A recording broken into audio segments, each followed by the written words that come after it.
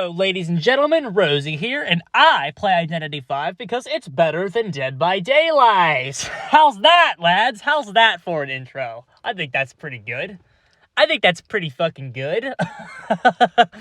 Today we're going to be doing another Hunter Showcase video. I haven't done one of these in a while. But the key difference here is while we usually show kind of couple different killers at once, today we're going to do a more deeper dive into my favorite killer in the game. Seriously, this hunter is my favorite hunter in the game. Probably not the hunter I'm best with. Probably not. My two best characters are probably Naiad and Smiley. Smiley I just have the most experience with, and Naiad's just getting way easier the more I play her. But my favorite killer in this game, by far, easily, 100%, without a doubt, is by far, it's not even close. It's not even fucking close. My favorite hunter in the game is the Breaking Wheel. This character's so fucking wonderful. Which is really funny, because I'm usually not, I would say, drawn to things that are good. Like, it's a complete oddity. I like things that are not good, right? I usually like to play characters that are bad. You know, I like to keep it low. But this is a character that I love everything about him. The design is just wonderful, bro. So, we're going to take a deeper examination into the kit of the Breaking Wheel, and we have 3 games here. I was going to have a 4th game, but I was watching it back. I'm like, nah, this game sucks. So, this is actually my second take of this, because I was watching that first game. I'm like, nah, we can't use this one. It was a bad game. We were still remembering the character. So, it was a lot of not in wheel form, which there might be a limited wheel form in this first match, too. But, like, as we got more comfortable, I was like, nah, I can't show that game to you guys. Trash. No, we won. It's not cherry picking. We won, but it was just a trash game. Okay. So let's get started, lads. So the first thing we want to do here is, because this is my favorite killer, I'm probably going to go just a little bit more in depth here than some of the other characters, because but just in addition, I just feel like there's a lot more to talk about with this guy. Just because he's better, because he is a better killer, like, he's not as simple as some of the other characters in the game. Okay, so the very first thing you do with Breaking Wheel is very obvious. Transform into wheel form. Super. Like, there's no reason to not do it. There's no limit to how long you can be in wheel form. There's no activation. No, just click wheel form, you in it. Okay, so we found our first survivor at a building that is bad for the Breaking Wheel because it has a window over there. The thing that gives this character bullshit are indeed the windows. Bonk. I love how the earth shakes when he fucking falls from a height. It's really funny. But because we know that this survivor is at a really weird spot, you either don't commit to that survivor, try to look for somebody more outflanked like this, or you have to change into not wheel form to actually do the chase. You would rather probably just find another survivor. Because he's so lethal, he can challenge most survivors in the game, and provided they're at the right spot. If you're at the wrong spot, there's actually a few positions where Breaking Wheel, you can actually infinite him. That's part of the survivor counterplay. You can actually infinite Breaking Wheel at some spots on the map, and then he just has some dead zones. Just knowing where those are is very key to playing him. So we got our 2 spikes on the coordinator. If you don't know, because we have 2 spikes, when we hit her, those spikes are going to turn into downs. Special delivery on the trap, like the spikes convert into damage upon a hit. So there you go, complete instant down. Because he's so lethal, he can afford to fucking do that. And then the traps, might be a little jumbled here, but we do want to say one thing about the traps. They are an underlooked part of the character, because the main appeal of him is the zooming, and you want to hit those spikes. And those plays probably are some of your most important to actually get these spike plays and stuff, because those are the ones that increase the lethality. But it's like, the trap plays are technically just as important, because the traps are the thing that make you not M1 trash when you're chasing somebody to try to get the instant down. If you and they're like, they have a bit of a learning curve too, so like, they are a part of the character, and you have to like practice that just as much. Like, the entire character is something you have to practice. So I call the trap special delivery. So we gave her the special delivery. She's got mail.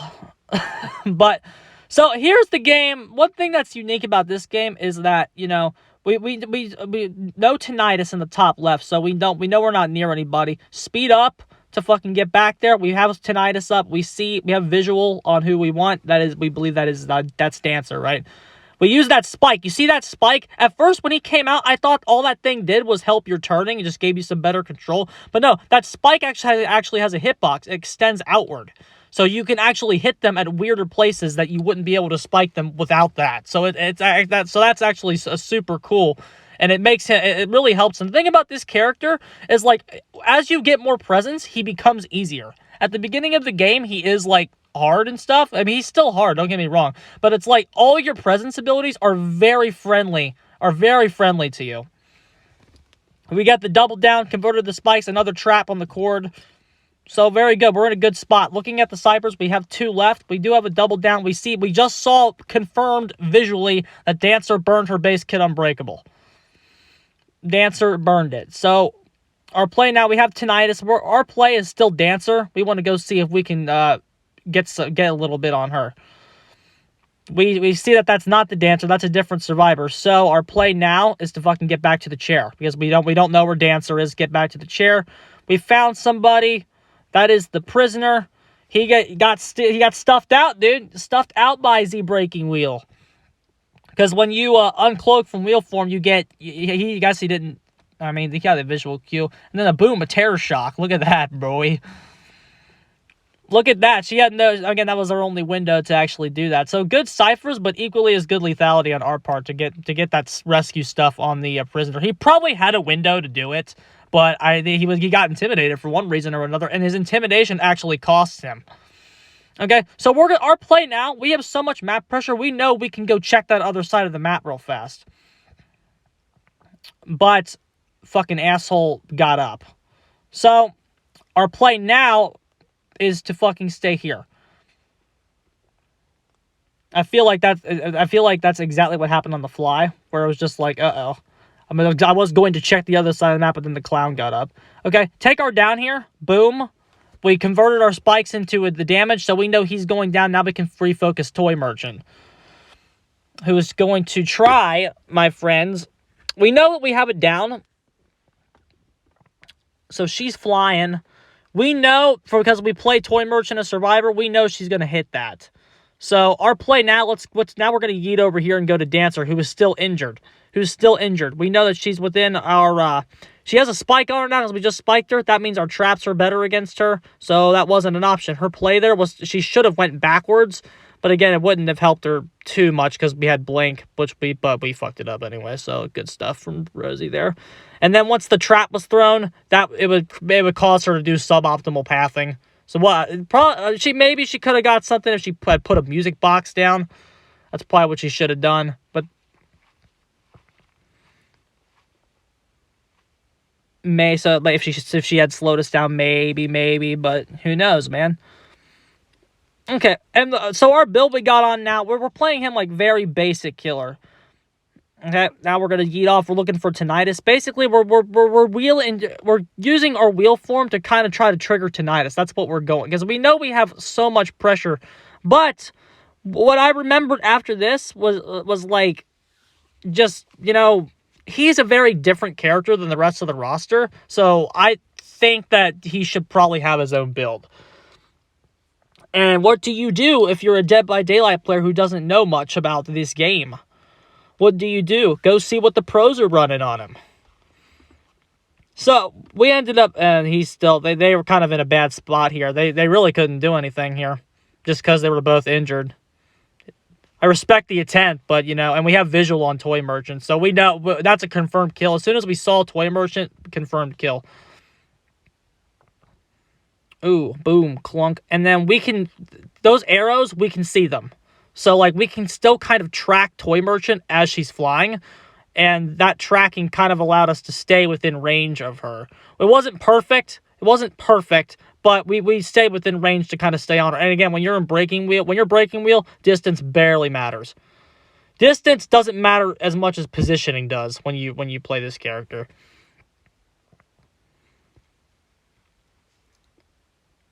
Just, I mean, you can just tell by watching that the key to this character is the execution. You really have to fucking just be able to make these turns and make these movements. And again, these are some like this is like right here. It's like we're not even gonna try to fuck with this because we know we can just do this.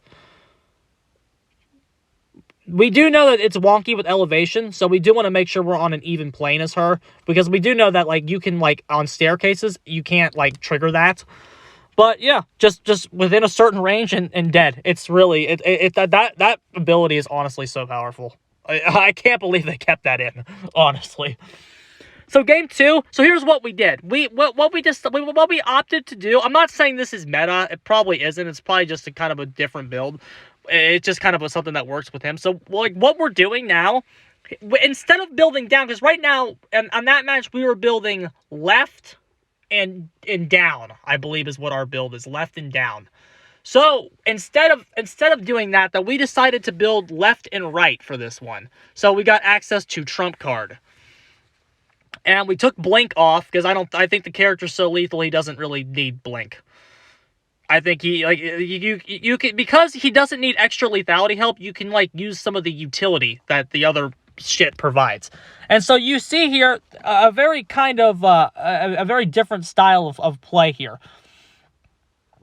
So we have two spikes, classic early game breaking wheel. Throw the trap down to force the suboptimal movement out of her, and it just kind of scared her off. She could obviously, she probably should be going around it, but then we could like read it. So the hesitation then caused us to get the down. Good shit, lads. Okay, so now we swapped, because we're building right now to get the trump card, we can now see Perfumer. That's what that thing means. So we see her, and you can kind of see the yellow aura. So we're going to rocket over to her, but on the way there, we see Prisoner. So because we see Prisoner, and then I think somebody missed a skill check up there or something. I think that person missed a skill check. So like I remember at this point during the game I was saying I know where everybody is, which is something I normally don't say in this game because it's mostly a 1v1 focused meta. Notice that breaking wheel is also not affected by Prisoner's shock. That's just so fucking good. Wheel form is so good. You're just not affected by anything. Okay, so we have this, make double spike the dock. Got 2 on her. We're in a really weird location now. We want to get a spike on little girl. That's what we want so our traps can do something. There it is. That's our spike. We have access to like it's not even that the traps are bad without spikes. It's just like the ability to keep them like fucking like still is better than them moving. So it's like you want to, it is very important that you get spikes whenever you can, especially when you're tunneling somebody. When it's time to tunnel, the ability to like hit the guy as soon as they get rescued is just super fucking good. Okay, so that ability didn't last too long because the barbecue chili effect only works with 4 survivors. So that was our last thing. That was the last time we get it.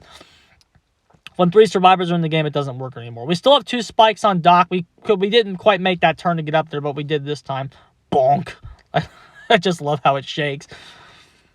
No, dude, this character's so fun, though, for real. Okay. So we're going to use our fucking faster thing, which does have chase application too. You'll see that. Good. And then we used our trump card. Or we switched from peepers. Well, the play is as soon as you kill somebody, as soon as your tunnel's complete, switch to abnormal. Switch to abnormal. Hit the ciphers. Hit them. Breaking Wheel has such good control of the like he can actually, if you get an early lead, he can actually stop the ciphers. Not every character in the game can do that. I think Dream Witch can do it. Like the top, like it's top tier privilege, man. The top tiers are the ones that can realistically stop the ciphers. All right, so we're still getting good stealth mechanics on their part to fucking avoid me there, because we had no idea they were there. I was watching that back and going, wow, no idea they were there, man. There you go, second spike, thanks to our ability. Uncloak here. Let's unwind, change forms. Perfumer, we check her really hard, which is something I remember saying in like our first video about her. She can't eat off our damage if she's an instant down. Not a lot of I think he might be the only character in the game that has an instant down outside of fucking detention.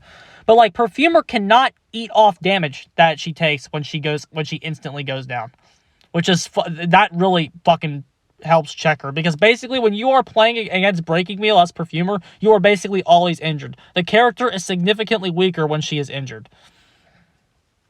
Okay, so we see Prisoner shit, knock that off right there. And Abnormal's coming. We're checking our cooldown for it. So our play right now, just camp, whack the Cypher. Just whack that shit. There it is, man. Abnormal starts really powerful. It gets weaker and weaker every time you use it. But it's like, the idea on Breaking Wheel is you only need like 1 or 2 hits to actually stop the Cyphers. So that's over halfway point on the rescue. He's just so good. He's a good camper. He's a good tunneler. He's good at everything. There's nothing he's bad at. So here's the tunnel play right here. Ready? We spike Doc. Perfect. She gets the rescue. Boom. Perfumer's active. Go ahead and take the insta down on the Doc. Take it. And now it's time to go after that double down to try to get her out of the game. We missed our trap. Barely. We barely missed it. Just yeet it. We have the luxury of time. And we have the luxury of time now. It's so hard in Identity 5 to feel like you have time. Like, it really is. We're still doing good. There it is. And the Prisoner tried to save his teammate right there. We know Doctor just burned her base kit Unbreakable. Tried to save her, but he ended up fucking just canceling our cooldown. It's really funny when Prisoners mistime their shock. Okay, we know where Doctor is because we have Tinnitus. So there's only like one place she could be. So there's the 1 spike, 2 spike. He just checks her. It's hard. Like, all these characters that heal can be really hard to play against on certain characters. But on Breaking Wheel, they can't. It's very hard for you to take your own spikes off, but it's like really easy for your teammates to do it. So the fact that Doctor doesn't really have the luxury of like healing off his damage, if you will, is just so good. Okay, so she's down. We know she burned her base kit Unbreakable. This is going to be the easiest 4K of our lives. Let's see, you just get caught on stuff sometimes. It happens, bro. We know he's hiding at this point. We just don't really know where he is. So we just got to take a second to find him. We saw Tinnitus disappeared, so we turn around and go back. There we go. Visual. Easy. Just a couple sweeps, man. That's all it takes. That's one of the weird spots. Did you see how he was able to dodge us right there? That was one of the spots where we couldn't actually make that turn. We didn't actually have an angle there. Whack the electricity so we don't take a shock. He tried to there's just not much he can do at this point. Goes for the shock. Boom, easy. He had to adjust his aim because of the trap was actually about to hit him. So it forced out a bad play out of him. So yeah, just a giant dead zone there. Nothing you can do. Easy Breaking Wheel match. All right, last game. Last game, bro. Here's where so like another thing that we noticed here. In this match you're gonna see a little bit more use out of, I know I hit 1 play with it. I don't know if I hit more than 1. Just the use of the faster wheel to actually make tighter turns. That's something that is also really important to master on the character. He has so many layers to him, both in his abilities and like how to use them. Like every ability, except for like the traps, I guess, maybe. There's just like most of his like movement-based abilities, they have multiple uses. Like his movement and his lethality are so linked. It's just so good. That don't work, Prisoner. That don't work. Haha. He jumped back through that window because he did not count on us losing control of our character. Haha. Well, we did. Easy hit. Yeah. There was pretty much nothing he could do there. Because if he had went up, we would have hit him. Yeah, so it's like, yeah, he had nowhere to go there. It was either vault a pallet but it's like, vaulting the pallet and then going like both of his options there were unsafe. All we had to do was read the right one, and we did. That coordinator's there. We see her. We know she's gonna try to shoot us. Hit the perfumer. Got a spike on her. Spike the prisoner. All right, take a hit on the cord. We want to get our max presence in as fast as possible. We see his aura right there because that on our updated build, we can see people when they get out of chair, which is actually super helpful on Breaking Wheel because it helps you do that. Our trap did hit him there, I believe. Or I think. I'm actually not 100% sure. Okay, we know coordinator's around here somewhere. There she is. Big fat whiff. But then, boom, she whiffed too. And then we whiffed again. A high-level play right here, lads. Okay, so we hope that she yeeted off. We actually... What's really funny here is we thought Cord left. If we took our max presence and then we got flare gun for it. We actually had a chair there. We actually did. But that whole play, 30 survivors were not doing anything. So we know we're doing good. Nice flywheel. Big long loop. Boom. That's the trap. Do you see how it slowed him down there? We had another early click.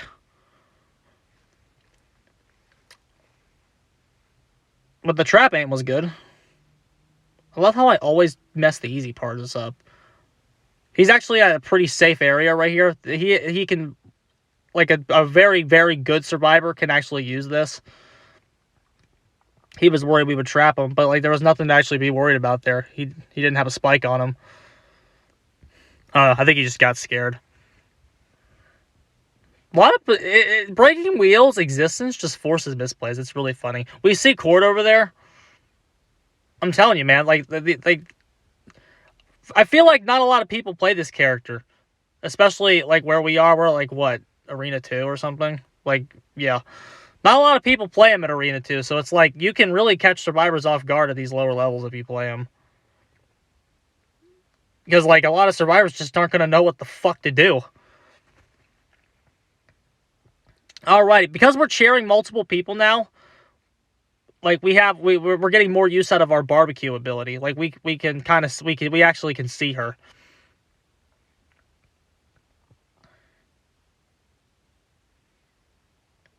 Alrighty, that range is fucking huge, bro.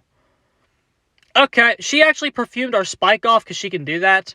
She can do that. That's one thing she has. But there's no doctor in the game, so we're going to go ahead and take our 75 hit on her because she can only heal 50% off. That means we can spike her 3 times and down her with our broken ability later if we need to. And because we want to go back to the chair anyway, just make sure Cord is secured for a second health stage. And so we were hoping somebody was going to be there, but they just weren't there. They just weren't there. We threw a peeper down because we were yet to throw one. I need to get better at using peeper. I just forget it's there. Because, like, this is, like, the first setup I've ever ran with peeper on it. So I just forget it's there, not gonna lie. Enchantress is coming in. We know that she's going to get the rescue based on her positioning. So the play is, like, we spike her, get the double spike hit there. Now we want Cord. We just need one. We just need one so our trap's active. Then we're better in chase.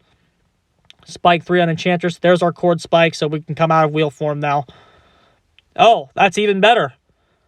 Boom, easy. Because she was in range of our double spike, that means we can just press our button and down her. This character, let me put this into perspective. This character has a button where he has a power where he presses a button and downs you. Yeah, he can just press a button and then you're down. It's fucking really good. It used to be even better. They had to nerf its range. All they did was nerf its range. They kept the concept. Scott Jump would have a fucking heart attack. Okay, so because somebody's dead, we switched to abnormal. 3 on Enchantress. Making her burn her resources. No pallets nearby. We're going to go ahead and hit this. There's nobody on that cipher that's almost done. We're going to try to fucking get the down. Special delivery. Yeet! So, we're going to go ahead. We're being extra greedy here. We're being extra greedy. Yeah, if the, I think that's Perfumer over there. Had she committed to that cipher earlier, oh, no, only 74. That's different, though. I thought she could have gotten it done, but no, 74. No, I think we would have saved it no matter what. And the Enchantress needed a better kite there. That's a little, maybe. Okay, swap back to wheel form. Now we're starting our next part of our game, man. Doing the gen control. Technically, I think the true win con with this is to actually slug them. Depends on the game state, I guess. But Enchantress is already over halfway. We have visual on Perfumer. Take it, lads. Dead spot right there. Awkward spot with his fence, but boom. So that's when the ability comes in handy. Forced her off the fence. We used our second, we increased our range. Boom, there it is. There it is, lads. Probably our best play of the night right there. Using that increased speed and in different turn rate to fucking make a tighter cut there around that angle to fucking get a third spike on her. That's something right there. Good breaking wheels do that kind of shit all the time. And it's like, oh, poor baby. Boom, dead. Oh, it's so fucking broken. It's so broken. Okay, so we're just hunting for him right now. We can't see him anymore because somebody's dead. So we're just scouting right now. We know we have it down. We have a thing that keeps her slugged for a while, so we can just do a quick survey. But we kind of know they're on the left side of the map. We're just going to go ahead and take our chair. Because we know, basically, we're looking at our cipher count. 3 ciphers, 3 survivors. This is going to be an extremely difficult comeback. Especially against this character. Against a weaker character, maybe, but Breaking Wheel's just so good. Right, boom, there it is again. And then we look how we were able to adjust to kind of get ready to do it again. We had, just perfect, lads. And we uncloaked too fast, so it was still on cooldown. So we didn't get a second spike on it, which is unfortunate. We were actually planning on doing that. Go ahead and just take the 75 hit. We're winning. Nobody's on a cipher machine. We have no reason to try to be, terror shocky here. Enchantress just fucked up. So we're going to go ahead and take this down. Well, unless we're bad, of course. I don't know. I blame the phone controls. Lads. Oh, well. Just win the mind game. Easy. Okay. I think she's dead on chair, isn't she? If I remember correctly, she's dead on chair. Because we've already chaired her, haven't we? Yeah. Is she dead on chair, boys? That's another reason we went ahead and just focused her there. Alrighty, so now we know what everything looks like. Abnormal's off cooldown. Go ahead and whack this. It's getting a lot weaker, though. Bonk. I don't know. It's always worth it, though. It's always, especially on him, it's always worth it to just use it and kick the ciphers. We still have tinnitus, so we know he's hiding somewhere, but again, we're breaking. Another killer might want to be more thorough in the search there, but because we're breaking wheel, we know we can, be across the map in, a matter of seconds. So it's oh, I can leave you and come back. Sure. Get on the cipher, buddy. They have to get on it. If you want to get it done, you have to get on it. Damn, boom, we have visual on hitting a lot of shit. It's just part of playing the character. Some games you're just gonna hit a lot of shit, man. Boom. We hit him once, and then we just know this will be a double spike. We're gonna go for a trap down here. Decent throw. Not the best. No, that's not. I think he could have gotten around that. Yeah. But it's they don't know that you're bad. The thing is, even if your traps aren't a direct hit, they think they don't know where it's going to land. It's hard for them, because of the angle that they fly at, they go up and then down. It's hard for them to telegraph where exactly they're going to fucking go. So, those traps, even if you, fucking throw them at the wrong spot, they can kind of fool survivors, try to dodge them a little bit. My guess is the correct play as the survivor is just to always go the optimal path, and then if the breaking wheel hits you, he hits you, and if he doesn't, good. That's my guess. That's the only thing I can think of here, lads, for the counterplay to those traps in some situations. Again, the character's just so fucking good.